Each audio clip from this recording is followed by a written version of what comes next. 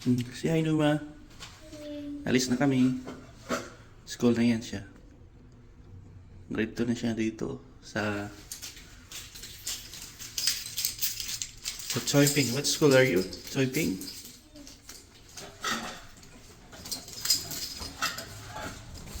Elevator. Parang may ganito yung elevator dito. Kasi lahat kasi dito convenient na. Nasa 16th floor kami oh. Yung 16th floor.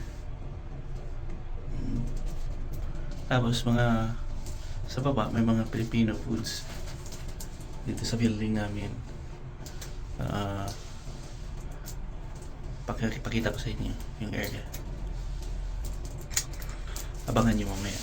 Maraming mga Pinay dyan. Kasi mostly dito mga babae. Worker.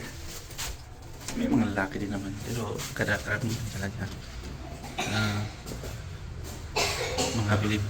Mga Pilipina. Ayan. Pinoy goods. Mga Filipino food yan. Ayan. Hindi pa uwian. So, kami ngayon, mamaya mga 8 o'clock. Uwian na yan. Yan. Yan.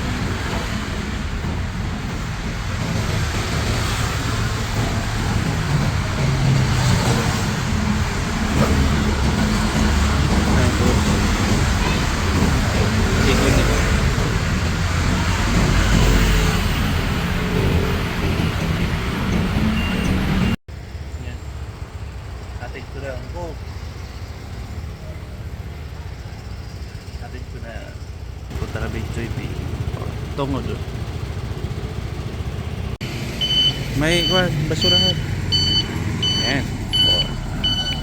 Pasok na si Numa. Ayan yung basurahan dito guys. Okay, let's go. Ayan. Every morning may basura rin dyan.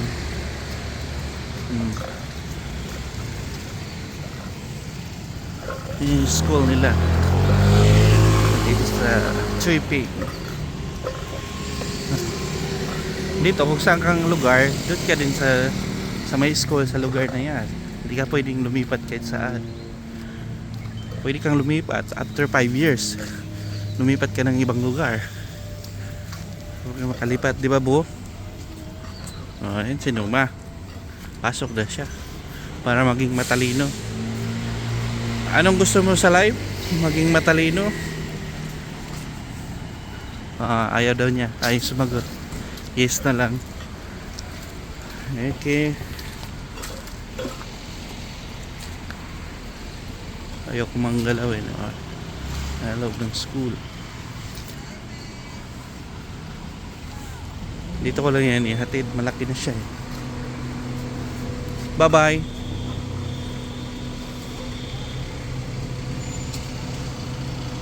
School ng mga bata.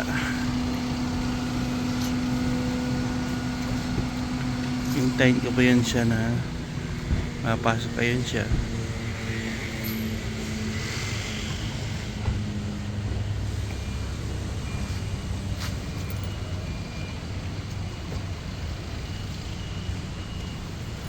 Uwi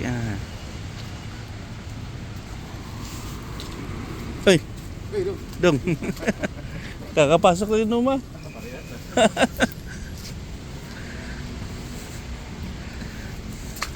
Yan. Hatid ng mga bata. May naglalakad din pero hindi masyadong madami.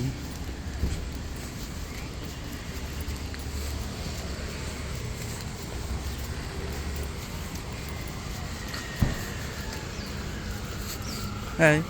Morning. Yeah. See? Ito buhay dito. Tahimik. Walang gulo. And kung gusto mong tahimik na buhay,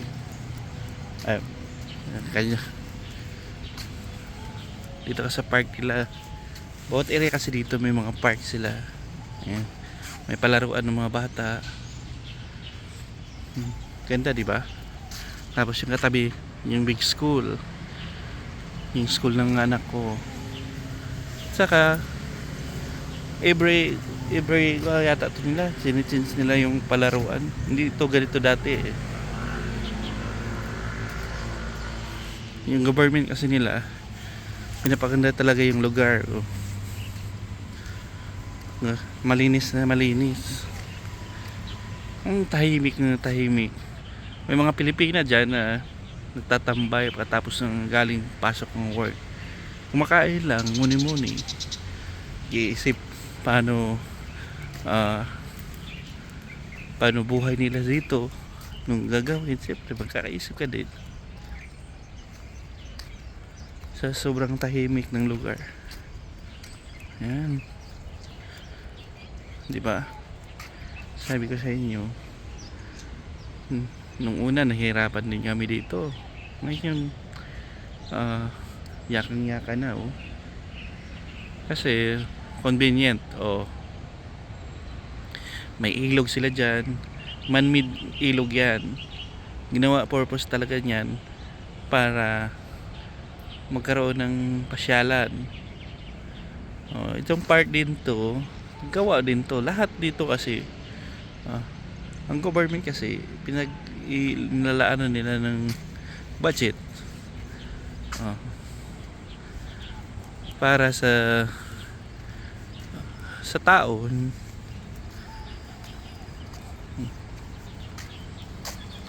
Yan oh, 'di ba? May nagtatambay doon. Pinay yan. Tapos dito yung park.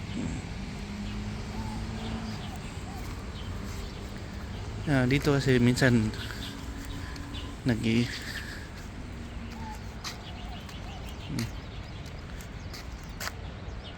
so fast forward. Yun na nga. Pwede kang sumandal dito sa may grill. And then tumingin ka lang dyan. Anong naiisip mo? Nga, di ba? Parang ang layo mo sa atin.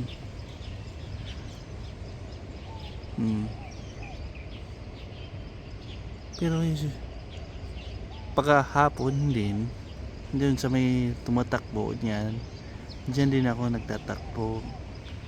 Hindi naman ako tumatakbo, naglalakad ako ng 5 kilometers every day para mabawasan man lang yung tiyan.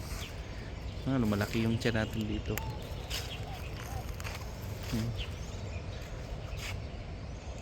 Diba? So beautiful yung area. Tahimik na ibon lang mapakinggan mo. Yung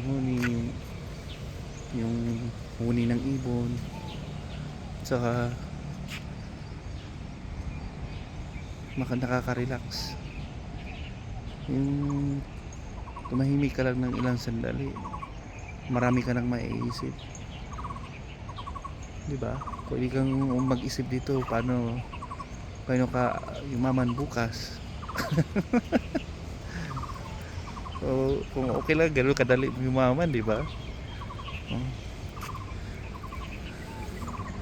Ako nga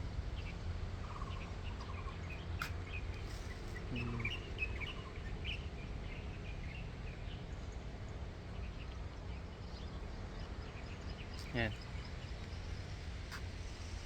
Pinakita ko lang yung area kung saan ko ihatid yung bata ko. Kasi nasa tabi nito yung school.